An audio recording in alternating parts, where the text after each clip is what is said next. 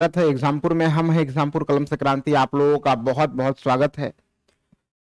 सारे लोग एक बार जल्दी से जुड़ जाइए, फिर हम लोग सेशन को कंटिन्यू करेंगे। ओके, जितने भी मेरे प्यारे साथी हैं सभी लोग एक बार फटाफट जुड़ जाइए, फिर हम लोग सेशन को कंटिन्यू करेंगे। आज बेहतरीन सेशन हम लोग स्टार्ट करने वाले हैं और चलिए हम लोग पढ़ते हैं प्रॉपर वे में। एक एक चीजों को पढ़ेंगे, एक एक पॉइंट्स को हम लोग बहुत ध्यान से पढ़ेंगे। तो चलिए स्टार्ट करते हैं आज का क्वेश्चन सीरीज को। हम लोग स्टार्ट करते हैं। आज का पहला सवाल जो है मिक्स टाइप में कुछ क्वेश्चंस पहले कराए थे और आज जो स्टार्ट करते हैं 1 न्यूटन इक्वल टू वाट। एक न्यूटन का जो वैल्यू है वो क्या होगा, 1 न्यूटन इक्वल टू वाट। तो आपने पढ़ा होगा F equal to M A पढ़ा होगा। आपने क्या पढ़ा होगा जरा ध्यान से देखिएगा। F equal to M A, F equal to जो होगा F इक्वल टू आपने पढ़ा होगा M A, mass into acceleration. तो यहां पे केजी, यहां पे क्या होगा, मास का जो हो जाएगा वो केजी होगा, एक्सेलरेशन का क्या हो जाएगा मीटर पर सेकंड स्क्वायर। तो इसका जो मात्रक होगा भैया, इसका जो मात्रक होगा 1 न्यूटन का जो मात्रक होगा 1 केजी मीटर पर सेकंड स्क्वायर। यहां पे करेक्ट आंसर होगा 1 केजी मीटर पर सेकंड स्क्वायर जो है ये करेक्ट आंसर होगा। B is the right answer. B आपका बिल्कुल करेक्ट आंसर होगा। 1 केजी बल का एसआई मात्रक जो होता है न्यूटन होता है, बल का एसआई मात्रक। और बल क्या है, एक सदिश राशि। आपको पता होगा कि बल जो है भैया एक सदिश राशि होता है। कौन सी राशि है, सदिश राशि होता है। और इसमें जो होता है परिमाण और दिशा, हमने क्या बोला है, परिमाण और दिशा, परिमाण और दिशा दोनों देखा जाता है। परिमाण भी देखा जाता है और दिशा भी देखा जाता है। Both are available here. परिमाण और दिशा ये दोनों चीज यहां पे देखने को मिलता है। तो याद रखना 1 newton equal to 1 kg into 1 metre पर second square. B is the right answer. Next question में चलते हैं। यहां पे क्वेश्चन पूछा गया है, बहुत ही शानदार सवाल है। उस प्रक्रिया का क्या नाम है जिसमें गैस सीधे ठोस अवस्था में बदलते हैं। तो गैस को सॉलिड में बदलने की प्रक्रिया, हमने क्या बोला है, गैस को सॉलिड में बदलने की प्रक्रिया को क्या कहा जाता है। गैस से सॉलिड में बदलने की प्रक्रिया को हम लोग क्या कहते हैं, गैस से सॉलिड में बदलने की प्रक्रिया को क्या कहा जाता है। एक बार सभी लोग कमेंट में फटाफट जवाब देंगे, जितने भी मेरे प्यारे साथी देख रहे हैं। ओके, तो जितने भी साथी देख रहे हैं एक बार जवाब आप लोग कमेंट में जरूर दीजिएगा। ओके, तो इसको हम लोग कहते हैं, यहां पे पूछा गैस से सॉलिड में जाने का, तो गैस से सॉलिड में जाने को हम लोग डिपोजिशन कहा जाता है। This is called the deposition. Gas से सॉलिड में जाने की प्रक्रिया, यह प्रक्रिया से लगभग नॉर्मली जो ताप बढ़ने पर जो अवस्था में परिवर्तन आप देखते हैं, टेम्परेचर को इंक्रीज होने पर जो अवस्था में चेंजेस को देखते हैं, अगर हम देखा जाए तो गैस से सॉलिड में जाने की जो प्रक्रिया है, गैस से जो सॉलिड में जाने की प्रक्रिया है, इसको हम लोग डिपोजिशन कहा जाता है। गैस से सॉलिड में जाने की प्रक्रिया को हम लोग डिपोजिशन कहा जाता है। और सॉलिड से गैस में जाने की प्रक्रिया को सब्लिमेशन, ऊर्ध्वपातन, ऊर्ध्वपातित पदार्थ के बारे में आपने पढ़ा होगा कि आयोडीन है, नैप्थलीन है, समझ में आ रहा है, अमोनियम क्लोराइड है, ये सारे जो है आपके ऊर्ध्वपातित पदार्थ हैं। क्या है, आपके ऊर्ध्वपातित पदार्थ, इसमें सब्लिमेशन होता है। तो ये आपको बहुत प्रॉपर वे में एक एक चीज समझ में अच्छी तरीके से आ गया होगा। ये आपके ऊर्ध्वपातित पदार्थ हैं। नेक्स्ट क्वेश्चन में हम लोग बात करते हैं। अगला क्वेश्चन है, उत्तल दर्पण द्वारा बना प्रतिबिंब। उत्तल दर्पण द्वारा जो बना हुआ प्रतिबिंब है वो कैसा होता है। तो उत्तल दर्पण कैसा प्रतिबिंब का निर्माण करता है, वास्तविक और सीधा होता है, वास्तविक और उल्टा होता है, काल्पनिक और सीधा होता है, काल्पनिक और उल्टा होता है। उत्तल दर्पण के द्वारा बना हुआ प्रतिबिंब। तो उत्तल दर्पण के बारे में हमने क्वेश्चन पूछा है, किसके बारे में, उत्तल दर्पण के बारे में क्वेश्चन पूछा है कि उत्तल दर्पण द्वारा जो बना हुआ प्रतिबिंब है बताएंगे। तो उत्तल दर्पण जो है कभी भी, पहले आप देखिए, वास्तविक प्रतिबिंब तो कभी नहीं बनाता। ये बिल्कुल आपको ध्यान में रखना है कि उत्तल दर्पण जो है वास्तविक प्रतिबिंब तो बनाता ही नहीं है। याद रखना है कि उत्तल दर्पण किसी भी परिस्थिति में वास्तविक प्रतिबिंब नहीं बनाता है। एक कंडीशन होता है, जब वस्तु अनंत पर होता है तो प्रतिबिंब फोकस पर होगा। दूसरा कंडीशन होता है जब वस्तु दर्पण के सामने है तो ध्रुव और फोकस के बीच बनाता है। यह बिल्कुल आपको ध्यान रखना है।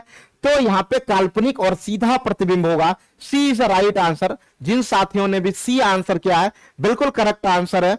सी इज द राइट आंसर। सी आपका जो है बिल्कुल करेक्ट आंसर होगा। यह आपको प्रॉपरली समझ में आ गया होगा।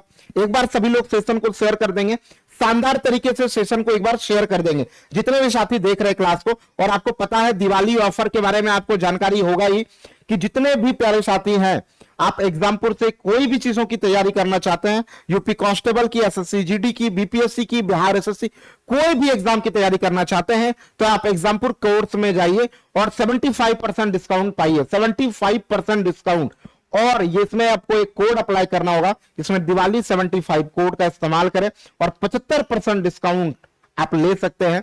तो याद रखिएगा इस बात को बिल्कुल। ओके, आगे हम लोग बढ़ते हैं और ये 27 अक्टूबर तक ही है, ये बिल्कुल ध्यान रखना है, ये 27 अक्टूबर तक ही है, तो ये जल्दी नहीं मिलेगा आपको। 75% डिस्काउंट के साथ आप कोई भी बैच को ज्वाइन कर सकते हैं, जितने भी बैच है, एनसीईआरटी बैच और ये वो बैच। गोलीय दर्पण की फोकस दूरी, इसकी वक्रता त्रिज्या की क्या होती है? तो गोलीय दर्पण की जो फोकस दूरी है, हमने क्या क्वेश्चन पूछा? गोलीय दर्पण की फोकस दूरी उसकी वक्रता त्रिज्या की। हमने क्वेश्चन क्या पूछा है कि गोलीय दर्पण की जो फोकस दूरी होती है उसकी वक्रता त्रिज्या की क्या होती है? उसकी वक्रता त्रिज्या की आधी होती है। हमने क्वेश्चन क्या पूछा कि गोलीय दर्पण की जो फोकस दूरी होता है, आप जरा ध्यान से देखेंगे, ये फोकस दूरी है, ये क्या है? हमारा फोकस दूरी है। गोलीय दर्पण की ये फोकस दूरी है, ये वक्रता केंद्र होता है और ये आपका ध्रुव होता है। दर्पण से कोई भी चीजों की दूरी जो मेजर करते हैं, फोकस दूरी या वक्रता केंद्र, ये हमेशा ध्रुव से मेजर किया। परावर्तक सतह के मध्य बिंदु को, दर्पण के परावर्तक सतह के मध्य बिंदु को हम लोग क्या कहते हैं? पोल कहा जाता है। दिस इज कॉल्ड द ध्रुव। ये हमारा क्या कहलाता है? ध्रुव कहलाता है। ये बिल्कुल ध्यान रखिएगा, आप प्रॉपर वे में ध्यान में रखेंगे तो या तो आपने पढ़ा होगा F equal to R by 2 पढ़ा होगा, F equal to R by 2 पढ़ा होगा, या आपने R इक्वल टू 2F पढ़ा होगा, R इक्वल टू 2F पढ़ेगा। कोई भी एक चीज आपने प्रॉपर वे में पढ़ा होगा। तो यहां पे करेक्ट आंसर जो होगा, A is a right answer, A आपका बिल्कुल करेक्ट आंसर होगा।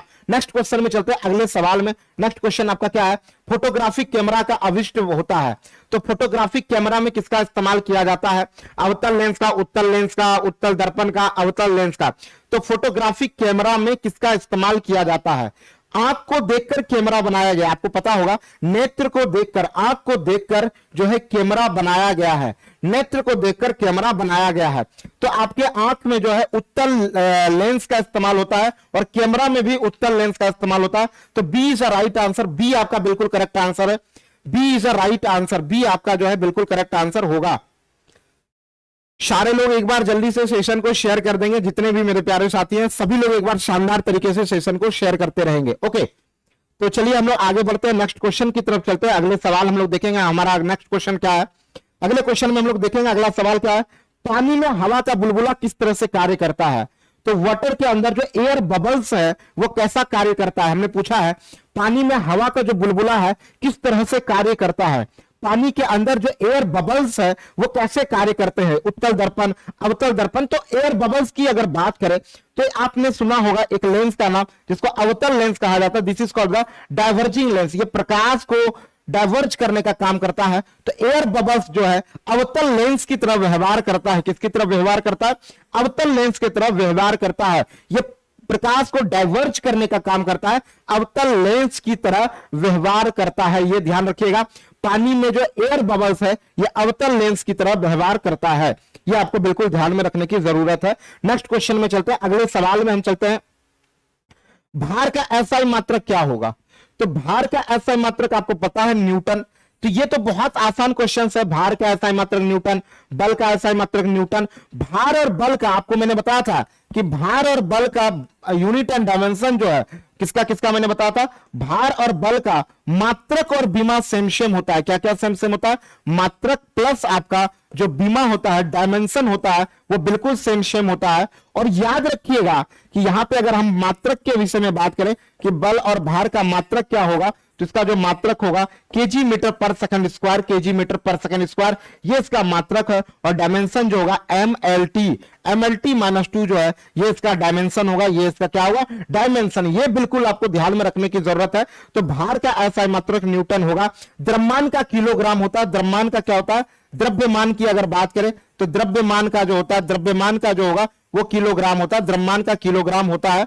समझ में आ रहा है कि नहीं? आपको एक एक क्वेश्चंस को पूरे ईमानदारी के साथ आप कीजिए, आपको कहीं भी दिक्कत नहीं होगा। ओके, अगले क्वेश्चन में चलते हैं। नेक्स्ट क्वेश्चन है, निम्नलिखित में किस राशि का एसआई मात्रक कैंडेला होता है? तो किस राशि का एसआई मात्रक जो है कैंडेला होता है? मैंने यूनिट एंड डायमेंशन वाले चैप्टर में कराया था। चलो, तो एकदम आराम से, कोई बात नहीं, पहले पूरे बेसिक कॉन्सेप्ट एक बार ध्यान रखिएगा। एक बार सारे चैप्टर के बेसिक्स को अभी कराएंगे इस महीने तक।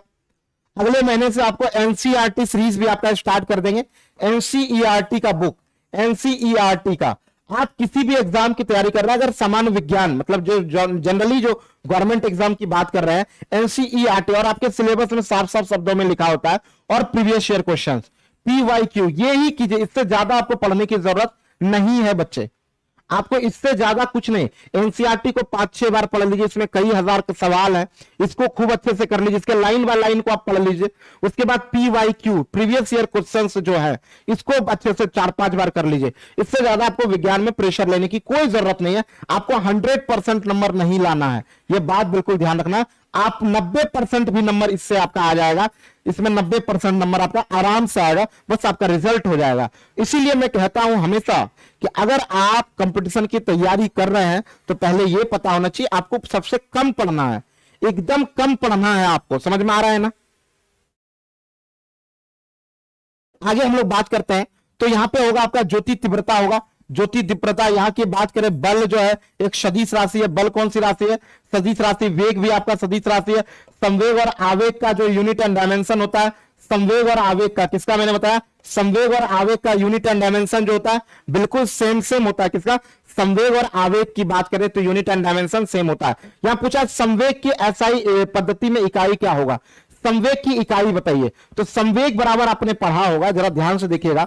संवेग बराबर हमने बात किया है, संवेग बराबर, तो संवेग बराबर आपने पढ़ा होगा द्रव्यमान, द्रव्यमान गुना आपका क्या होगा? संवेग बराबर द्रव्यमान गुना वेग होगा। तो द्रव्यमान का मात्रक जो होता है वो केजी होता है, वेग का होता है मीटर पर सेकंड। तो इसका जो मात्रक होगा संवेग का, केजी मीटर पर सेकंड होगा। आपका B is the right answer, B आपका बिल्कुल करेक्ट आंसर होगा। B is the right answer, B आपका बिल्कुल करेक्ट आंसर होगा। नेक्स्ट क्वेश्चन में चलते हैं, अगले सवाल में चलते हैं। नेक्स्ट क्वेश्चन आपका क्या है? विद्युत आवेश की एसआई मात्रक क्या है? विद्युत आवेश का एसआई मात्रक वोल्ट होगा, कूलम्ब होगा, केल्विन होगा या किलोग्राम होगा? तो आवेश का एसआई मात्रक जो है, विद्युत आवेश का एसआई मात्रक जो है कूलम्ब होगा। ताप का एसआई मात्रक केल्विन होता है, ताप का एसआई मात्रक केल्विन होता है। द्रव्यमान का किलोग्राम होता है, किसका मैंने बताया? द्रव्यमान का जो होगा वो किलोग्राम होता है, द्रव्यमान का किलोग्राम होगा। विभवांतर का वोल्ट होगा। तो ये सारा चीज आपको प्रॉपर्ली दिखना चाहिए। हाँ, ऐसा यूनिट से क्वेश्चन पूछा, विभवांतर का वोल्ट, आवेश का ऐसा मात्र कूलम, ताप का केल्विन होता है, द्रव्यमान का किलोग्राम होता है। तो आपको जब इस तरह से आप पढ़ना स्टार्ट करेंगे, आपको एक एक बातें समझ में आएंगे। समझ में आ रहा है ना? तो 1 जूल इक्वल टू क्या होता है? 1 जूल, 1 जूल बराबर। फिजिक्स में कार्य का मतलब आप क्या समझते हैं? फिजिक्स में कार्य का मतलब आप क्या समझते हैं? कार्य का मतलब जहां फोर्स लगा हो, जहां डिस्प्लेसमेंट हुआ हो, और 1 जूल बराबर होता है 1 न्यूटन का बल लगा हो और 1 मीटर डिस्प्लेसमेंट कार हुआ तो 1 जूल आपका होता है। तो 1 जूल बराबर 1 मीटर का आपका फोर्स हुआ हो, 1 न्यूटन का आपका बल लगा हो और 1 मीटर उसमें डिस्प्लेसमेंट हुआ हो, इसे हम लोग कहते हैं 1 जूल आपका करेक्ट आंसर होगा। Next question, A is the right answer, इसका जो करेक्ट आंसर होगा वो ए आपका बिल्कुल करेक्ट आंसर होगा। नेक्स्ट क्वेश्चन में चलते हैं, अगला सवाल, सोडियम बाइकार्बोनेट के साथ हाइड्रोक्लोरिक एसिड की अभिक्रिया। सोडियम बाइकार्बोनेट किसे कहा जाता है? तो सोडियम बाइकार्बोनेट की बात करें तो NaHCO3, मतलब ये खाने वाला सोडा को, सोडियम बाइकार्बोनेट को अगर हम हाइड्रोक्लोरिक एसिड के साथ रिएक्ट कराते हैं, एसिड के साथ, तो निम्नलिखित में कौन सा gas, carbon monoxide, carbon dioxide, oxygen या क्लोरीन? तो जल्दी से बताइए कौन सा गैस जो है उत्सर्जित होगा? खाने वाला सोडा को अगर हम हाइड्रोक्लोरिक एसिड के साथ रिएक्ट कराते हैं, किसके साथ? हाइड्रोक्लोरिक एसिड के साथ रिएक्ट कराते हैं, तो पूछा गया है कौन सा गैस जो है वो उत्पन्न होगा? जल्दी से बताइए कौन सा गैस आपका उत्पन्न होगा? कार्बन डाइऑक्साइड होगा, ऑक्सीजन होगा, क्लोरीन होगा? एकदम स्पीड में जवाब आना चाहिए आपका। तो B is the right answer, carbon dioxide आपका बिल्कुल करेक्ट आंसर होगा। नेक्स्ट क्वेश्चन में चलते हैं, अगले सवाल में हम चलते हैं। पूछा निम्नलिखित में धातु में अधिकतम तत्परता से धनावेशित बनाता है। तो अधिकतम, धातु का एक नेचर है, धातु क्या करता है? इलेक्ट्रॉन का त्याग करता है। धातु के आउटर सेल में प्राय 1 2 3 इलेक्ट्रॉन देखने को मिलता है। और सबसे अधिक अगर आप बात करें सोडियम, मोस्ट रिएक्टिव मेटल में ऐसे पोटेशियम आता है, दूसरा नंबर में आपका सोडियम आता है, तीसरा नंबर में आपका कैल्शियम, फिर आपका मैग्नीशियम है। तो हमने आपको क्या बताया है कि निम्नलिखित में किस धातु को अधिक तत्परता से धनावेशित आयन बनाता है? तो सोडियम। सोडियम के आउटर सेल में अगर सोडियम की बात करें, इलेक्ट्रॉनिक विन्यास की बात करें, तो इलेक्ट्रॉनिक विन्यास 2 8 और 1 होता है। ये एक इलेक्ट्रॉन त्याग करके पॉजिटिवली चार्ज हो जाते हैं, पॉजिटिवली जो है वो चार्ज हो जाते हैं। ये बिल्कुल आपको ध्यान में रखने की जरूरत है। ओके, अगले क्वेश्चन में चलते हैं। नेक्स्ट सवाल आपका क्या है? अगला सवाल है कि धोवन सोडा के एक अणु में धोवन सोडा के एक अणु में, धोवन सोडा के एक अणु में पानी के कितने अणु उपस्थित है? धोवन सोडा के एक अणु में जल के कितने अणु उपस्थित है? धोवन सोडा के विषय में हमने क्वेश्चन पूछा है कि धोवन सोडा के एक अणु में जल के कितने अणु उपस्थित है? धोवन सोडा, तो धोवन सोडा की एक होता है खाने वाला सोडा। खाने वाला सोडा का सूत्र आपको पता है NaHCO3, ये आपका सोडियम बाइकार्बोनेट। धोने वाला जो सोडा होता है Na2CO3 इंटू 10H2O। तो जब इसमें पूछा जाएगा आपसे कि जल के कितने अणु हैं धोने वाले सोडे में, तो जल के 10 अणु होते हैं। कई ऐसे सवाल हैं जिसमें पूछा जाता है जल के अणु, और वो कौन कौन से सवाल हैं जिसमें पूछा जाता है जल के अणु? जिप्सम में पूछ देगा, जिप्सम में तो आप क्या बताएंगे? CaSO4, calcium sulphate dihydrate 2H2O। तो जिप्सम में जल के 2 अणु पाए जाते हैं। अगर आपसे प्लास्टर ऑफ पेरिस पूछ दिया, CaSO4 into half H2O, plaster of Paris में जो है जल के आधे अणु पाए जाते हैं। ये प्लास्टर ऑफ पेरिस का सूत्र है, ये जिप्सम का सूत्र है, ये सोडियम कार्बोनेट का है, ये बाइकार्बोनेट है। एक और पूछता है फेरस सल्फेट, इसे हम लोग क्या कहते हैं? हरा कशिश कहा जाता है। इसमें जल के 7 अणु पाए जाते हैं। कितने पाए जाते हैं? 7 अणु हरा कशिश। एक होता है कॉपर सल्फेट, नीला थोथा, CuSO4 इंटू 5H2O, जल के जो है इसमें 5 अणु पाए जाते हैं। तो ये वो सवाल है जिससे आपके जल के अणु से क्वेश्चन पूछे जाते हैं, कितने जल के अणु पाए जाते हैं। बहुत लोगों को लग रहा होगा ये सारे वो क्वेश्चंस हैं। इस बार भी आप देख लीजिएगा जो क्वेश्चंस आपके कई एग्जाम में पूछे गए हैं, उसमें ये सारे सवाल आपको दिखते होंगे। अगर आप प्रॉपरली चीजों को देख रहे होंगे तो आपको समझ में आ रहा होगा। आगे हम लोग बढ़ते हैं, नेक्स्ट क्वेश्चन की तरफ चलते हैं। उससे पहले एक इंपॉर्टेंट जानकारी, जितने भी लोगों को कोई कोर्स परचेस करना है अभी आप कर लीजिए, 75% डिस्काउंट चल रहा है। तो एग्जामपुर कोर्स पर, सारे कोर्सेज पर, एग्जामपुर कोर्स पर 75% का जो है डिस्काउंट चल रहा है। तो आप कोर्स को परचेस कर सकते हैं, आप कोर्स को परचेस कर सकते हैं। ओके, सोडियम सल्फेट का रासायनिक सूत्र क्या होगा? सोडियम सल्फेट का रासायनिक सूत्र क्या होगा? तो सोडियम सल्फेट का रासायनिक सूत्र पूछा गया है। क्या पूछा गया है क्वेश्चन आपसे? सोडियम सल्फेट का रासायनिक सूत्र क्या होगा? सोडियम सल्फेट का रासायनिक सूत्र क्या होगा? सोडियम सल्फेट, जल्दी से बताना एक बार। सोडियम सल्फेट Na2SO4, ये है जो है आपका सोडियम सल्फेट का रासायनिक सूत्र है। Na2SO4 जो है ये सोडियम सल्फेट का रासायनिक सूत्र है। पूछा परमाणु सोडियम कार्बोनेट में अणु कितने मौजूद? तो यहां पे पूछा सोडियम कार्बोनेट में कितने अणु, एक परमाणु पूछा गया है। डैश परमाणु सोडियम कार्बोनेट में अणु मौजूद होते हैं। तो सोडियम कार्बोनेट की बात किया गया है, सोडियम Na2CO3 के विषय में बात किया गया है। तो 2 + 1 3 + 3 6, तो 3 3 6 हो जाएगा। तो टोटल 6 परमाणु आपके मौजूद होते हैं एक अणु में। सोडियम कार्बोनेट में टोटल जो नंबर ऑफ एटम्स है, परमाणुओं की जो संख्या है, 2 सोडियम का, 1 कार्बन का और 3 ऑक्सीजन का, 3 1 4 और 4 2 6, टोटल जो परमाणुओं की संख्या है वो आपका 6 हो जाएगा। ओके, 5 नहीं होगा, 6 होगा।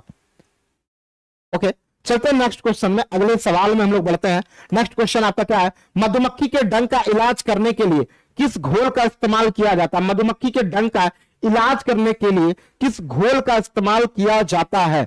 हमने क्वेश्चन क्या पूछा है? मधुमक्खी के डंक का, समझ में आ रहा है ना? मधुमक्खी के डंक का इलाज करने के लिए डैश घोल का उपयोग किया जाता है। तो यहाँ पे बेकिंग सोडा होगा या मिल्क होगा, विनेगर होगा, लेमन जूस होगा। तो नॉर्मली हम कहेंगे बेकिंग सोडा की बात करेंगे। किसके विषय में बात करेंगे? बेकिंग सोडा, जो आपका खाने वाला सोडा होता है, क्षारीय प्रकृति का होता है। जैसे आप देखते होंगे, एक बात आप प्रॉपरली देखते होंगे, जरा गौर से समझिएगा। एक क्वेश्चंस को आप देखते होंगे कि जैसे चींटी उटी ने काट लिया तो अब वो आपके शरीर में क्या अम्ल छोड़ के गई, अम्ल। चींटी के डंक में अम्ल, लोहा चिपका रहे हैं, उसमें लोहा को टच करा रहा है, क्योंकि लोहा क्षारीय प्रकृति का होता है, कई बार मैंने बताया। तो जितने भी धातु जनरली सामान्यतः जो धातु होते हैं वो क्षारीय प्रकृति के होते हैं। कैसा होता है? वो क्षारीय प्रकृति का होता है। और अम्ल क्षार मिलने से आपको पता है न्यूट्रल होता है, ये आपको बहुत अच्छे से पता है। तो आप यहां पे देखते हैं परमाणु संख्या डैश वाला तत्व क्षारीय ऑक्साइड बनाता है। तो परमाणु संख्या कितना वाला क्षारीय ऑक्साइड बनाएगा?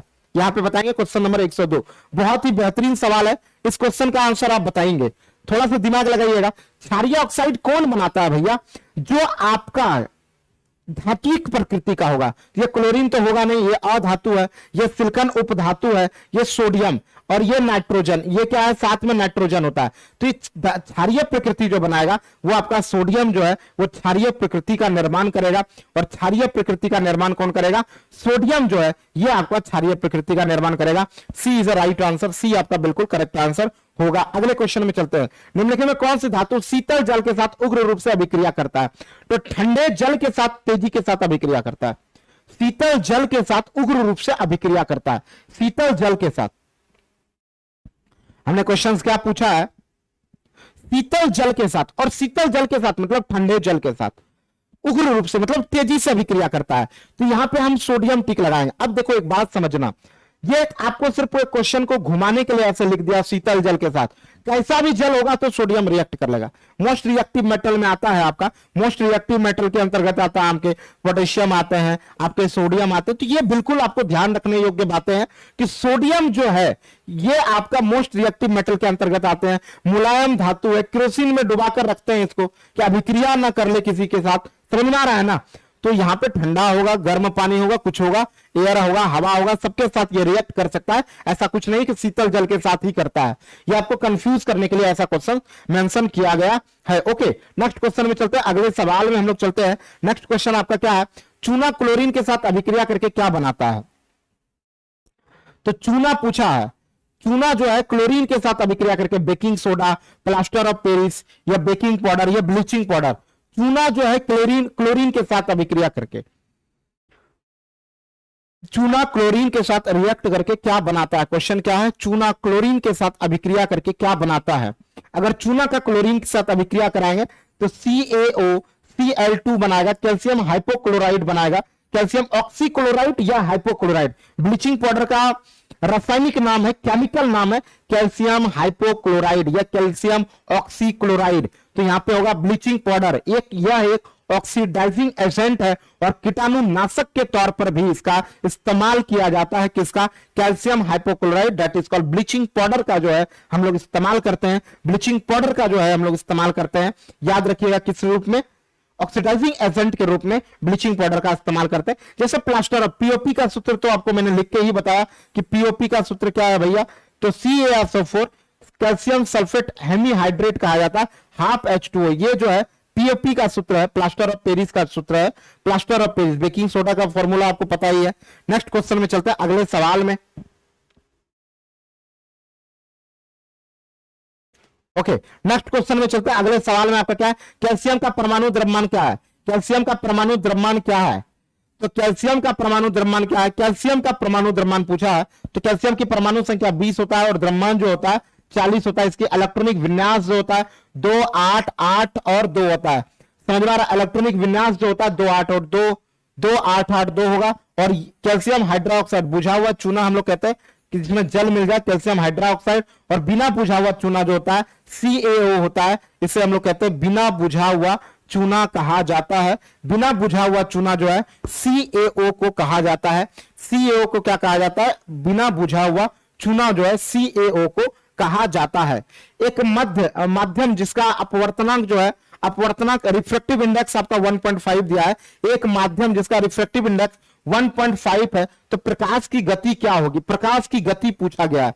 क्या क्वेश्चन पूछा है? रिफ्रैक्टिव इंडेक्स जो है 1.5 दिया गया है, तो प्रकाश की गति क्या होगा? क्वेश्चन क्या पूछा है? प्रकाश की गति बताएंगे, गति। तो यहां पे जो होगा 2.0 गुना 10⁸ मीटर पर सेकंड। रिफ्रैक्टिव इंडेक्स मैंने आपको बताया था, रिफ्रैक्शन क्या होता है। रिफ्रैक्टिव इंडेक्स आपको अगर पता होगा तो ग्लास का देखिए रिफ्रैक्टिव इंडेक्स क्या होता है? 1.5 होगा। आपने एयर का, एक से कम किसी का रिफ्रैक्टिव इंडेक्स नहीं होता है, याद रखिएगा। एक से कम जो है कभी किसी का अपवर्तनांक नहीं होता। अपवर्तन मतलब समझते हैं, एक माध्यम से दूसरे माध्यम में जब प्रवेश करता है तो अपने वास्तविक पथ से विचलित होता है। यहां पे ध्यान रखना, N=C/V। N= क्या होता है? C/V। ये C क्या है? निर्वात में जो प्रकाश की चाल होता है 3 गुना 10⁸ मीटर पर सेकेंड का, बटा में आप लिख लीजिएगा। जो वैकल्प में, निर्वात में, बटा माध्यम में, जिस माध्यम का आपको रिफ्रैक्टिव इंडेक्स निकालना है वो आप नीचे लिख सकते हैं। ओके, आगे हम लोग बढ़ते हैं, नेक्स्ट क्वेश्चन की तरफ चलते हैं। पूछा है, दर्पण हमेशा वस्तु की एक ऐसी छवि का निर्मित करता है जो आभासी, बड़ी और समान आकार का होता है। कौन सा दर्पण है जो समान आकार के छवि का निर्माण करता है? दर्पण बताएंगे सर। समान आकार के छवि का निर्माण करता है, कौन सा दर्पण होगा? जल्दी जल्दी बताना इस क्वेश्चन का आंसर। कौन सा जो दर्पण है जो समान आकार के छवि का निर्माण करता है? तो समान आकार के छवि का निर्माण कौन सा दर्पण करता है? दर्पण हमेशा वस्तु की एक ऐसी छवि निर्मित करता है जो आभासी, बड़ी और समान आकार का होता है। तो आभासी, बड़ी और समान आकार का जो होगा, समान आकार का जो होगा वो समतल दर्पण ही है जो समान आकार का प्रतिबिंब। अवतल दर्पण क्या करता है? छोटा चीज को बड़ा करके दिखाता है। समतल दर्पण जितना बड़ा वस्तु है उतना बड़ा ही प्रतिबिंब दिखाएगा। और उत्तल दर्पण क्या है? बड़ा चीज को छोटा करके दिखाता है, उत्तल दर्पण। तो अलग अलग दर्पण का अलग अलग प्रकृति है, अलग अलग नेचर है, अलग अलग गुण है। एक दर्पण, अवतल दर्पण क्या कर रहा है? छोटा को बड़ा करके दिखा रहा है। समतल दर्पण सेम साइज में प्रतिबिंब बनाता है। और उत्तल दर्पण जो है बड़ा चीज को छोटा दिखाता है। बड़ा चीज को, जैसे पीछे से ट्रक आ रहा है उसको छोटा करके मिरर में दिखाता है, साइड मिरर में, इसीलिए उत्तल दर्पण का इस्तेमाल करते हैं। और आप सैलून में जो है अवतल दर्पण के छोटा छोटा चीज है बड़ा करके दिखाएगा। यह आपको समझ में अच्छी तरीके से आ रहा होगा। अगले क्वेश्चन में चलते हैं। नेक्स्ट सवाल आपका क्या है ये जरा देखते हैं। पूछा अवतल दर्पण के वक्रता त्रिज्या 30 सेंटीमीटर है। अवतल दर्पण का जो वक्रता त्रिज्या है, हमने क्वेश्चन क्या पूछा है? अवतल दर्पण की वक्रता त्रिज्या 30 सेंटीमीटर है। जरा बताना, 30 सेंटीमीटर अवतल दर्पण के वक्रता त्रिज्या जो है 30 सेंटीमीटर है। साइन कन्वेक्शन के अनुसार इसकी फोकस लंबाई किस तरह से व्यक्त किया जाता है? तो फोकस लंबाई पूछा गया, अवतल दर्पण की वक्रता त्रिज्या। अवतल दर्पण की वक्रता त्रिज्या के बारे में हमने क्वेश्चन पूछा है, जल्दी बताओ।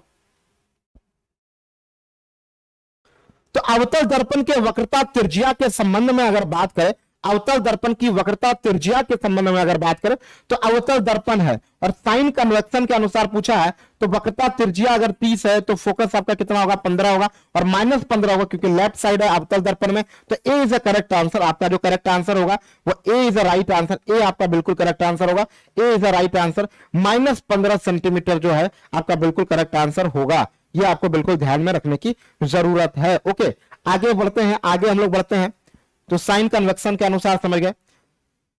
जिस बिंदु पर सभी किरणें मिलती है उसे क्या कहते हैं? जिस बिंदु पर सभी किरणें मिलती है उसे क्या कहते हैं? एपर्चर, मुख्य धुरी या पोल या फोकस बिंदु। हमने क्वेश्चन क्या पूछा है? जिस बिंदु पर सभी किरणें मिलती है उसे क्या कहते हैं? जिस बिंदु पर सभी किरणें मिलती है उसे एपर्चर कहा जाता है, मुख्य धुरी या पोल या फोकस बिंदु। सभी किरणें जिस बिंदु पर मिलती है, अगर सभी किरणों के बारे में बात करें, सभी किरणें जिस बिंदु पर मिलती है उसे फोकल पॉइंट कहा जाता है। तो दैट इज कॉल्ड फोकस बिंदु। इसे हम लोग क्या कहते हैं? Focal point. आपको एक एक चीज को ध्यान रखना होगा। ऐसा नहीं कि आप किसी चीज को छोड़कर आगे बढ़ सकते हैं। आपको एक एक पॉइंट को आपको प्रॉपरली ध्यान में रखने की जरूरत है। ओके, आगे हम लोग बढ़ते हैं, नेक्स्ट क्वेश्चन में चलते हैं। अगला सवाल आपका क्या है? निम्नलिखित में कौन सा दर्पण की प्रतिबिंबित सतह पर स्थित होता है? तो पूछा है निम्नलिखित में कौन सा जो है दर्पण के सतह पर, प्रतिबिंबित सतह पर स्थित होता है? वक्रता, केंद्र, फोकस लंबाई, पोल या फोकस? जल्दी से बताइए इस क्वेश्चन का आंसर। प्रतिबिंबित सतह पर स्थित होता है। प्रतिबिंबित सतह की बात किया, क्या बात किया गया? प्रतिबिंबित सतह पर स्थित होता है। निम्नलिखित में कौन सा दर्पण की प्रतिबिंबित सतह पर स्थित होता है? तो दर्पण की प्रतिबिंबित सतह की विषय में बात करें तो यह दर्पण का प्रतिबिंबित सतह होता है। यह दर्पण का प्रतिबिंबित सतह होता है, यह बिल्कुल ध्यान रखिएगा। तो पोल जो है यह प्रतिबिंबित सतह, द्वारक के सतह, यहां से यहां तक के हिस्से को हम लोग क्या कहते हैं? द्वारक कहते हैं। और इसके सतह पर स्थित होता है, उसे हम लोग ध्रुव कहा जाता है। That is called pole. समझ में नहीं आया क्वेश्चन? तो परावर्तक सतह पर स्थित होता है, जो परावर्तन करने वाले सतह पर स्थित होता है तो वो पोल ही होता है, जिसको ध्रुव कहा जाता है। और इसी से दर्पण से कोई भी दूरी हो, वक्रता केंद्र की दूरी आप निकालते हो, आप फोकस की दूरी निकालते हो, कोई भी दूरी आप निकालते हो वो हमेशा ध्रुव से मेजर किया जाता है। पोल से मेजर हम लोग करते हैं। कहां से मेजर करते हैं? ध्रुव यानी पोल से मेजर किया जाता है। आगे हम लोग बात करते हैं। उससे पहले आपको कई बार मैंने बता दिया, जितने भी साथी ने अभी डिस्काउंट का लाभ नहीं उठाया है आप जाके ले सकते हैं सर। और एग्जामपुर एक ऐसा चैनल है जहां पे नाम मात्र के फीस से आप अपनी तैयारी को कंप्लीटली कर सकते हैं। तो आप जाइए और 75% डिस्काउंट को पाइए। दिवाली 75 कोड का इस्तेमाल करके आप 75% का डिस्काउंट किसी भी कोर्स में ले सकते हैं। और ये 27 तारीख तक अवेलेबल है आपके पास। व्हीटस्टोन ब्रिज का व्यवहार किसके मापने के लिए किया जाता है? तो व्हीटस्टोन ब्रिज का जो इस्तेमाल है, हमने क्या बोला है? व्हीटस्टोन ब्रिज का व्यवहार हमने क्वेश्चंस क्या बोला है, जरा ध्यान से समझिएगा। विट स्टोन ब्रिज का जो व्यवहार है किसे मापने के लिए किया जाता है, तो विट स्टोन ब्रिज का जो व्यवहार है उसे हम लोग क्या प्रतिरोध को मेजर करने के लिए किया जाता है, क्या मेजर करने के लिए, रेजिस्टेंस को मेजर करने के लिए किया जाता है, प्रतिरोध को मेजर करने किया जाता है। तो विट स्टोन ब्रिज का जो इस्तेमाल है प्रतिरोध को, रेजिस्टेंस को मेजर करने के लिए किया जाता है, रेजिस्टेंस को मेजर करने के लिए, प्रतिरोध को मेजर करने के लिए किया जाता है। विट स्टोन ब्रिज का जो इस्तेमाल है वो प्रतिरोध को मेजर करने के लिए किया जाता है। ओके, तो यहां के बाद हम लोग चलते हैं, आवर्त के नियम की खोज किसके द्वारा किया गया, आवर्त के नियम का खोज, हमने क्वेश्चन क्या पूछा, आवर्त के नियम का खोज किसके द्वारा, आवर्तीय नियम की खोज जो है ये किसके द्वारा, तो ये मेंडलीफ के द्वारा। मेंडलीफ की जो आवर्त सारणी थी वो परमाणु के द्रव्यमान पर आधारित था, परमाणु द्रव्यमान पर आधारित था। यह भी क्वेश्चन पूछता है कि मेंडलीफ की आवर्त सारणी किस पर आधारित था, तो यह आपका परमाणु द्रव्यमान पर, जस्ट 1 मिनट, यह आपका जो मेंडलीफ की आवर्त सारणी के विषय में बात करें तो यह आपका परमाणु द्रव्यमान, क्या मैंने बोला, परमाणु द्रव्यमान पर आधारित था, परमाणु द्रव्यमान पर आपका आधारित था। दूसरा एक इंपॉर्टेंट बात अगर देखा जाए, परमाणु द्रव्यमान पर तो आधारित था, जो आधुनिक पीरियोडिक टेबल है ये 1913 में मॉसले के द्वारा बनाया है, जो कि आपका परमाणु संख्या पर आधारित है, बढ़ते हुए परमाणु संख्या पर आधारित है, बढ़ते हुए परमाणु संख्या पर यह आधारित है, मतलब एटॉमिक इंक्रीजिंग एटॉमिक नंबर पर यह आधारित है। समझ में आ रहा है। और चलते हैं अगले सवाल में, नेक्स्ट क्वेश्चन आपका क्या है, अगले क्वेश्चन में हम लोग चलेंगे। पूछा एक सांद्र अम्ल को तनु करने के लिए हमें क्या करना चाहिए, एक सांद्र अम्ल पावरफुल एसिड है, उसके पावर को कम करने के लिए हमें क्या करने की आवश्यकताएं हैं, जल्दी से बताइए। इस क्वेश्चन का आंसर आप लोग एकदम स्पीड में बताएंगे। हमने क्वेश्चन क्या पूछा है, जरा ध्यान से बताना आप, कि पूछा एक सांद्र अम्ल को तनु करने के लिए हमें क्या करना चाहिए, तो तनु अम्ल में पानी डालना चाहिए, सांद्र अम्ल में पानी डालना चाहिए, सबसे पहले अम्ल में पानी और फिर पानी में अम्ल, पानी में सांद्र अम्ल डालना चाहिए, क्या करना चाहिए, जल्दी बताइए।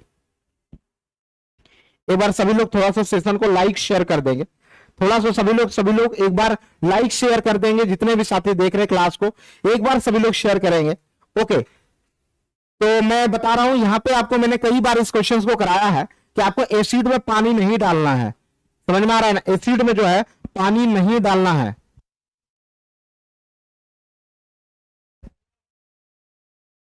और यहां पे दूसरा चीज हमने बताया है, और दूसरा चीज हमने बताया है कि आपको पानी में थोड़े थोड़े एसिड को डालना है, तो पानी में सांद्र अम्ल डालेंगे, D is the right answer, पानी में हम लोग सांद्र अम्ल डालेंगे, किसमें, पानी में जो है सांद्र अम्ल डालेंगे। ऐसा नहीं कि ऐसा काम कर देंगे, पूरा अम्ल है और पानी डाल देंगे, पूरा वो क्या होगा, ग्लास से बाहर हो जाएगा, लेकिन हम क्या करेंगे, हल्का हल्का अम्ल को पानी में डालेंगे, हल्का हल्का अम्ल को जो है वो पानी में डालेंगे। ओके, नेक्स्ट क्वेश्चन में चलते हैं। अगला सवाल आपका क्या है, मंदता की अंतरराष्ट्रीय इकाई क्या है, मंदन एक्सलेशन क्या होता है, त्वरण की अगर बात करें हम लोग मंदन की, पहले त्वरण देखो, त्वरण जो होता है ये होता है A equal to v minus u by t होता है। आपने पढ़ा होगा कि प्रारंभिक वेग जो होता है उसे हम लोग u से लिखते हैं और अंतिम वेग जो होता है वो v होता है।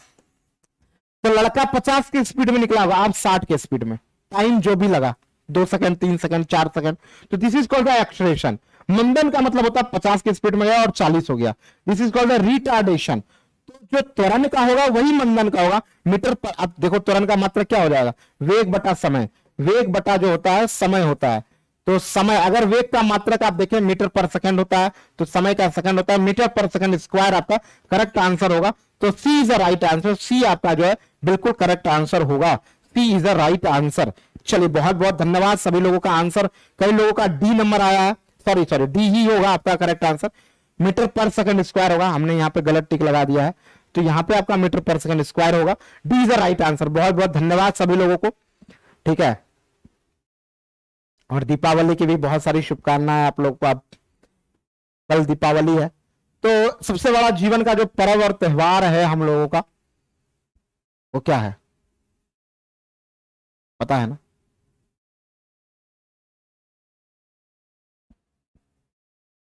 वो है अपना पढ़ाई। समझ रहे हैं बात को। तो पूछा निम्नलिखित में किन युग्म की एसआई इकाई समान है, एसआई यूनिट जो है ये समान है, युग्म की एसआई यूनिट जो है वो समान है। निम्नलिखित में किस युग्म की एसआई इकाई जो है समान है, सेम एसआई यूनिट है, बताइए किसका, युग्म की एसआई इकाई। वैकेंसी कब तक आ सकती है सर जी, देखिए अभी बिहार, उत्तर प्रदेश और सेंट्रल गवर्नमेंट, ये तीनों बहुत वैकेंसी देने वाली है। मतलब अब ये मत सोचिए आप कि सर इस महीने नवंबर में लास्ट तक, दिसंबर स्टार्टिंग में आपका वैकेंसी आ जाएगा। रेलवे में भी खूब वैकेंसी आएगा, बिहार में भी खूब वैकेंसी आएगा। बात समझ रहे हैं ना? तो पूरे जल्द से मजबूत, और आपके एनसीईआरटी की क्लास में बहुत जल्द 1 तारीख से स्टार्ट करने वाला हूं। 1 नवंबर या 2 नवंबर, 1 से लेकर 5 नवंबर के बीच में एनसीईआरटी की क्लास, एक क्लास तो चल रहा है बीपीएससी वाले चैनल पर, एक क्लास आपके लिए और कर लेंगे हम, जो पूरे एनसीईआरटी को प्रैक्टिकल तौर पर एक एक चीजों को हम कराएंगे कंप्लीट। उसके लिए 1 घंटा आपको क्लास देंगे हम। तो ये आप लोग भटकना नहीं है, बस चैप्टर वाइज आप एक बार कंप्लीट कीजिए सीक्वेंस में। आप खूब सारा किताब खरीद लेते हैं, वैकेंसी आने वाला है, दुकान गए, सारे मास्टर, जितने भी मास्टर पृथ्वी पर हैं, सारे की किताब आप खरीद के ले भाई। 2-4 किताब रखो ना, एनसीईआरटी पढ़िए, प्रीवियस ईयर क्वेश्चंस करिए बस, और आपको कुछ नहीं करना है। एनसीईआरटी को 20-30 बार पढ़ लीजिए, प्रीवियस ईयर क्वेश्चंस को 25-30 बार पढ़ लीजिए, तब आपकी तैयारी देखिए कैसे होगा। हमने कई बार बताया है कि आपको एग्जाम में जो है 100% नंबर नहीं लाना है, 90% ला लोगे टॉपर बन जाओगे सर। 90%, 75% लाओ ना सर, 75% नंबर आओ, 25 क्वेश्चन छोड़ दो। तो ऐसा इकाई समान नहीं है, पूछा ऐसा इकाई जो है समान नहीं है। किसका नहीं है? बल और दूरी, संवेग और बल, बल और दाब, कार्य और ऊर्जा। तो यहां पे बात करें संवेग और समान नहीं है, समान है, समान है पूछा है, समान है। तो यहां पे क्या होगा? कार्य और ऊर्जा का जो है समान है। यहां पे आपका करेक्ट आंसर होगा D is a right answer. D आपका बिल्कुल करेक्ट आंसर होगा, D is a right answer. अगले क्वेश्चन में चलते हैं। नेक्स्ट सवाल, सभी एसिड में आम तत्व क्या है? सभी एसिड में जो है आम तत्व क्या है? सभी एसिड में आम तत्व क्या पाया जाता है? सभी एसिड में जो है आम तत्व कौन सा होता है? तो सभी एसिड में जो आम तत्व के तौर पर इस्तेमाल होता है वो आपका होता है हाइड्रोजन। हाइड्रोजन सभी एसिड में अनिवार्य रूप से पाया जाता है। उष्मीयमान भी हाइड्रोजन का सबसे अधिक होता है। पीरियोडिक टेबल का पहला एलिमेंट है आपका क्या? हाइड्रोजन। पीरियोडिक टेबल का पहला जो एलिमेंट है वो आपका क्या है? हाइड्रोजन। तो ये सारे पॉइंट्स को आपको ध्यान में रखना है। परमाणु संख्या 1, हाइड्रोजन के 3 समस्थानिक होते हैं, तो हाइड्रोजन के 3 समस्थानिक भी आपको पता है, जिसकी सबकी परमाणु संख्या समान होता है। द्रव्यमान अलग अलग होता है, द्रव्यमान क्या होता है?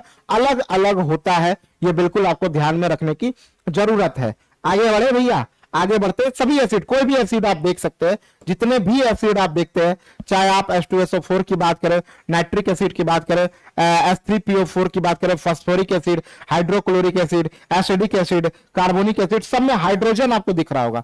हाइड्रोजन तो आपको सब में दिख रहा होगा, जितने भी एसिड है। तो एसिड में जो अनिवार्य रूप से पाए जाने वाला तत्व है वो क्या है? आपका हाइड्रोजन जो है अनिवार्य रूप से पाए जाने वाला तत्व है। नेक्स्ट क्वेश्चन में चलते हैं। अगला सवाल, निम्नलिखित विकल्पों में कौन सा उपधातुओं का गुण धर्म है?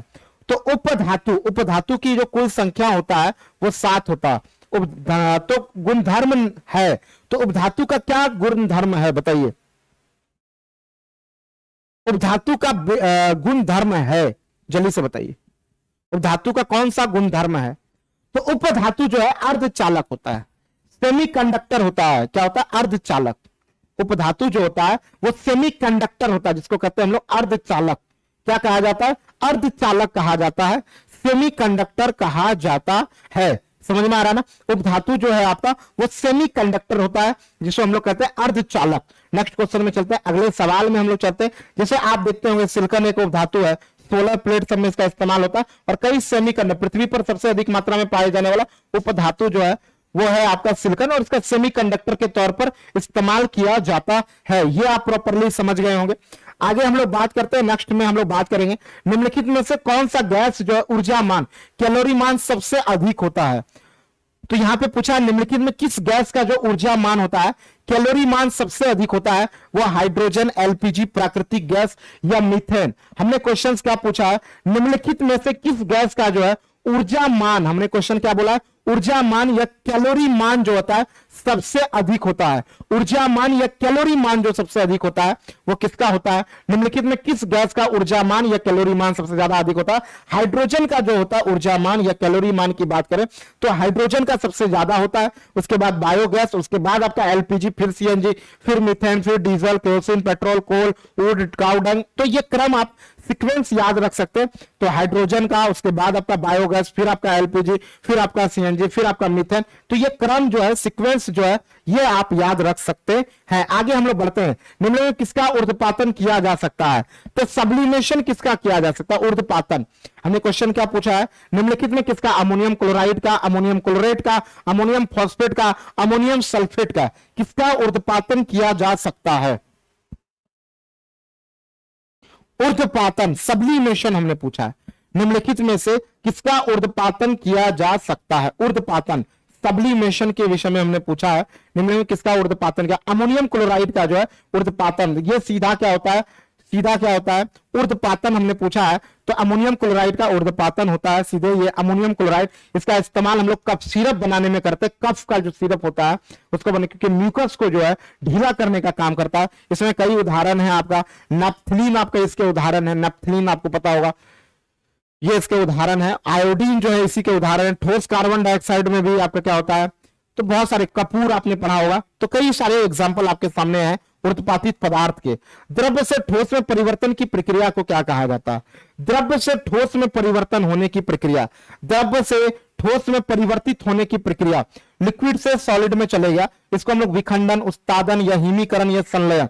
तो द्रव्य से ठोस में बदलने की प्रक्रिया, मतलब लिक्विड से जो है वो सॉलिड में बदलने की प्रक्रिया को हम लोग फ्रीजिंग कहते हैं, जिसको हम लोग हिमीकरण, हिंदी में आप कहते हैं हिमीकरण, अंग्रेजी में उसे फ्रीजिंग कहा जाता है। That is called freezing. ये हमारा क्या कहलाता है? फ्रीजिंग कहलाता है। समझ में आ रहा? आगे हम लोग बढ़ते हैं, नेक्स्ट क्वेश्चन की तरफ चलते हैं। अगले सवाल में हम लोग बढ़ेंगे। पूछा फ्लोरीन में कार्बन के कितने परमाणु होते हैं? तो फ्लोरीन में पूछा गया, फ्लोरीन में जो है कार्बन के कितने परमाणु होते हैं? फ्लोरीन में कार्बन के कितने परमाणु होते हैं? 48, 60, 4 या 32। तो फ्लोरीन में अगर कार्बन के परमाणु के संबंध में बात करें तो फ्लोरीन में जो कार्बन के परमाणु देखे जाते हैं, किसमें? फ्लोरीन में जो कार्बन के परमाणु देखे जाते हैं वो कितने होते हैं? 60 परमाणु देखे जाते हैं। फ्लोरीन में कार्बन के कितने होते हैं? कार्बन के जो है 60 परमाणु पाए जाते हैं। कितने? कार्बन के 60 परमाणु फ्लोरीन में पाए जाते हैं। फ्लोरीन में कार्बन के कितने परमाणु हैं? 60 परमाणु जो है ये कार्बन के पाए जाते हैं। सोडियम कार्बोनेट का आणविक द्रव्यमान क्या होगा? सोडियम कार्बोनेट मतलब धोने वाला सोडा का द्रव्यमान पूछा गया है। धोने वाले सोडे का द्रव्यमान बताएंगे। धोने वाला सोडा, काफी शानदार सब सवाल कराए हैं आपको। Na2CO3 इसका द्रव्यमान सोडियम का होता है 23, 23 गुना 2 होगा 46, प्लस आपका होगा कार्बन का 12, तो 46 प्लस आपका 12। ऑक्सीजन का क्या होगा? 16 गुना 3 48, तो 48। तो यहां पे आपका इस तरह 48 12 क्या हो जाएगा? 60 40 100 106। तो यहां पे करेक्ट आंसर जो होगा D is a right answer. D आपका जो है बिल्कुल करेक्ट आंसर होगा। समझ में आ रहा है कि नहीं आ रहा है? आगे बढ़े हम लोग, नेक्स्ट क्वेश्चन में चलते हैं। अगला सवाल आपका क्या है? अगला क्वेश्चन क्या है? ग्रेफाइट परमाणु में संयोजी इलेक्ट्रॉनों की संख्या कितनी होती है? तो ग्रेफाइट में जो संयोजी इलेक्ट्रॉनों की संख्या कितनी होती है? ग्रेफाइट में हमने पूछा है, ग्रेफाइट में संयोजी इलेक्ट्रॉनों की संख्या कितना होता है ग्रेफाइट में? तो ग्रेफाइट, आप बताइए, इस क्वेश्चन में थोड़ा सा दिमाग लगाने की जरूरत है। अगर ऐसे पूछ दिया ग्रेफाइट में वैलेंस इलेक्ट्रॉनों की संख्या, how many number of valence electron in graphite, बताएंगे आप? जल्दी से बताइएगा इस क्वेश्चन को, आप बताइए। ठीक है, बिना बात किए हुए क्लास को हम लोग कंटिन्यू कर रहे हैं एकदम प्रॉपर वे में, एक एक चीजों को हम लोग देखते जा रहे हैं। और एक बार थोड़ा सा आप लोग शेयर कर दीजिए, जितने भी साथी देख रहे हैं क्लास को एक बार बेहतरीन तरीके से शेयर कर दीजिए। हमने पूछा है ग्रेफाइट परमाणु में संयोजी इलेक्ट्रॉनों की संख्या, वैलेंस इलेक्ट्रॉनों की संख्या कितना होगा? तो वैलेंस इलेक्ट्रॉन, ये कार्बन का ही एक अपरूप है ग्रेफाइट जो है, और कार्बन की परमाणु संख्या 2 और 4 इलेक्ट्रॉनिक विन्यास 2 और 4 होता है, 2 और 4, तो 4 इसके वैलेंस इलेक्ट्रॉन होंगे। ए इज द करेक्ट आंसर। ए जिसने भी आंसर किया है बिल्कुल करेक्ट आंसर क्या? ए is the right answer. A आपका बिल्कुल करेक्ट आंसर होगा। ये आपको बिल्कुल ध्यान में रखने की जरूरत है। नेक्स्ट क्वेश्चन में चलते हैं। अगला सवाल, कार्बन का एटॉमिक नंबर 6 होता है और सिंबल सी होता है। 2 और 4 वैलेंस इलेक्ट्रॉनों की संख्या जो होगा 4 होगा। वैलेंस इलेक्ट्रॉन कितने होंगे भैया आपके पास? 4 वैलेंस इलेक्ट्रॉन होंगे। पूछा डिस्टिलेशन क्या है? डिस्टिलेशन क्या है? यह पर्यावरण की सफाई की प्रक्रिया है। यह एक ऐसी प्रक्रिया है जिसमें नमकीन पानी से खनिज पदार्थ अलग करती है। यह कैफीन हटाने की प्रक्रिया है। यह सड़न क्षय की प्रक्रिया है। हमने क्वेश्चन क्या पूछा है? विलवणीकरण, डिस्टिलेशन कौन सी प्रक्रिया होता है? तो यह जो है आप देखेंगे, यह एक ऐसी प्रक्रिया जिसमें नमकीन पानी के खनिज पदार्थों से अलग करते हैं। That is called distillation. Distillation plant आप समुद्र के किनारे देखे होंगे, जो क्या करता है कि जो समुद्र का जल है उसको मीठा पानी बनाने में मदद करता है डिस्टिलेशन प्लांट। और यहां पे ये एक ऐसी प्रक्रिया है विलवणीकरण, लवण को कम करने की प्रक्रिया, लवण को समाप्त करने की प्रक्रिया को हम लोग विलवणीकरण कहा जाता है। दैट इज कॉल्ड विलवणीकरण। आगे बढ़े, आगे अगले क्वेश्चन में चलते हैं। नेक्स्ट सवाल, NH3 में नाइट्रोजन की संयोजकता कितनी होती है? NH3 में नाइट्रोजन की तो अमोनियम में नाइट्रोजन की संयोजकता पूछा गया है। अमोनिया में नाइट्रोजन की संयोजकता बताएंगे।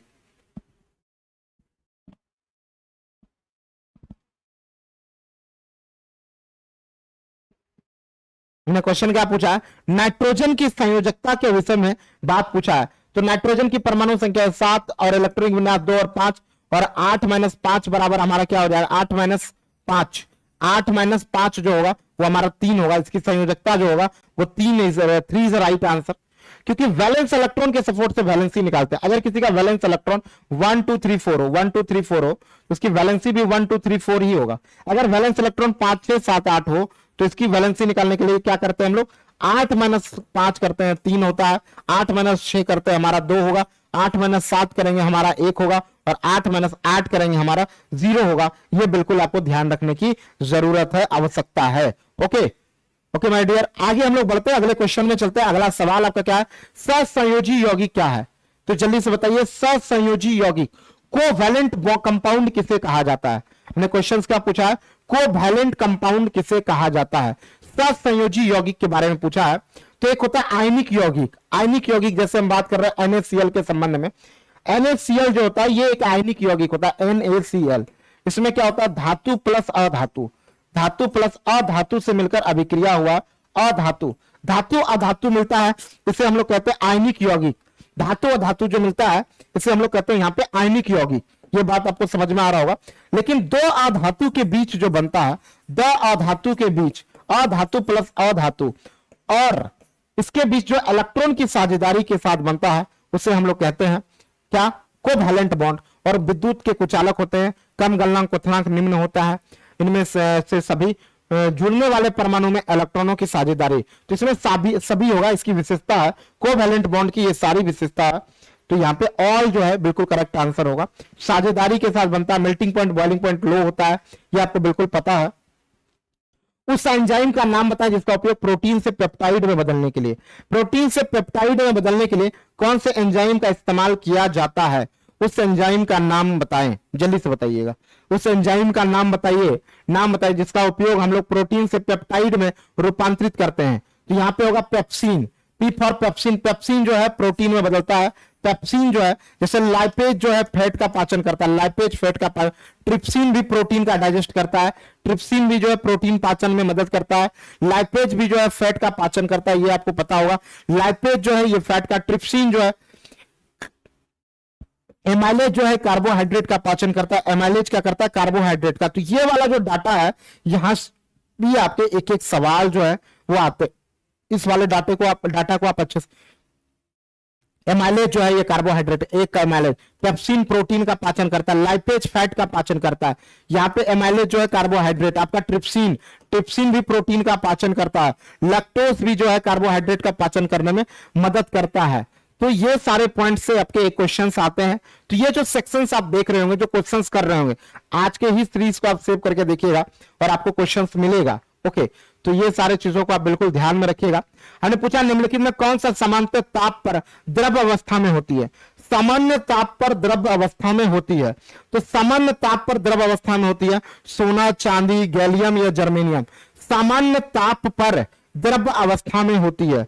तो सामान्य ताप पर जो द्रव अवस्था में लिक्विड फॉर्म में होती है, यह बात बताइए आप, निम्नलिखित में कौन सा सामान्य ताप पर द्रव अवस्था में होती है? तो सामान्य ताप पर जो द्रव अवस्था में पाई जाती है, यहाँ पे होगा गैलियम।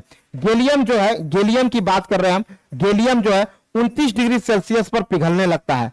29 डिग्री सेल्सियस पर ये हथेली पर पिघलने वाला धातु अगर पूछा जाएगा कि हथेली पर कौन सी धातु पिघलती है, तो हम क्या बताएंगे, गैलियम जो है हथेली पर पिघलने वाला धातु है। सबसे अधिक तापमान पर पिघलने वाला धातु होता है वोल्फ्राम टंगस्टन, 3380 डिग्री सेल्सियस पर यह पिघलता है टंगस्टन। समझना, ऐसे द्रव अवस्था में पारा पाया जाता है जिसकी परमाणु संख्या Hc होता है पारा। हमने किसकी बात की है, पारा के संबंध में। ऐसे अधातु जब पूछा जाएगा तब होगा आपका ब्रोमीन, जो लिक्विड फॉर्म में पाया जाने वाला नॉन मेटल जो है वो है आपका ब्रोमीन, जो लिक्विड फॉर्म में नॉन मेटल के तौर पर पाया जाता है वो आपका ब्रोमीन होगा। अगले क्वेश्चन में चलते हैं, नेक्स्ट वाला। ये तो हथेली पर पिघलने वाला धातु गैलियम कहते हैं हम इसको। अगला क्वेश्चन है, एक वस्तु पर बल लगाने के बावजूद भी किया गया कार्य शून्य होता है यदि उसका विस्थापन क्या होगा। तो हमने क्वेश्चन पूछा, एक वस्तु पर बल लगाने के बावजूद भी, बल लगाने के बाद भी किया गया कार्य शून्य होगा यदि उसका विस्थापन क्या होगा। तो विस्थापन अगर क्या होगा, शून्य होगा। वर्क क्या कहता है, W = Fs cos theta. W = होता है Fs cos theta, Fs cos theta होता है। अगर फोर्स 0 हो तो भी आपका वर्क 0 होगा, अगर डिस्प्लेसमेंट 0 हो तो भी आपका वर्क 0 होगा। cos थीटा का मान 90 डिग्री होगा तो भी वर्क 0 होगा। यह क्वेश्चन खूब पूछा जाता है। हमने बल लगाया, डिस्प्लेसमेंट ही नहीं हुआ, वर्क हमारा 0 हो जाएगा। समझ में आ रहा, cos थीटा का मान 90 डिग्री होगा तो भी वर्क 0 होगा। तो इन सारे केस में जो है वो आपका जो वर्क होता है वो 0 होता है। ये बिल्कुल आपको ध्यान रखने की जरूरत है। ओके, तो ये बिल्कुल आप प्रॉपरली समझ के रखिएगा। नेक्स्ट क्वेश्चन में चलते हैं। अगला सवाल, बल द्वारा किया गया कार्य धनात्मक होता है, तो बल द्वारा किया गया कार्य पॉजिटिव कब होता है। बल द्वारा, हमने क्वेश्चन क्या पूछा आपसे, बल द्वारा किया गया कार्य, हमने क्वेश्चन पूछा है बल के द्वारा किया गया कार्य विस्थापन और बल की दिशा में होता है, विस्थापन बल के लंबवत होता है, आरोपित बल, बल के कोई विस्थापन नहीं होता है, विस्थापन बल की विपरीत दिशा में होता है। तो ये बताएंगे। तो हमने पूछा बल द्वारा किया गया कार्य धनात्मक होता है, तो विस्थापन बल की दिशा में अगर हो, मतलब हम जिधर बल लगाए उधर ही डिस्प्लेसमेंट हो, तो हम कहते हैं देयर इज पॉजिटिव वर्क, वहां पे आपका जो है धनात्मक कार्य हुआ है। आज का सेशन आपका यहीं तक रहेगा। बाकी जितने लोग भी तैयारी करने वाले हैं, मैं 1 तारीख से आपका 1 या 2 मतलब नवंबर की बात कर रहे हैं हम, नवंबर में एनसीईआरटी सीरीज स्टार्ट कर रहे हैं। तो नवंबर में आप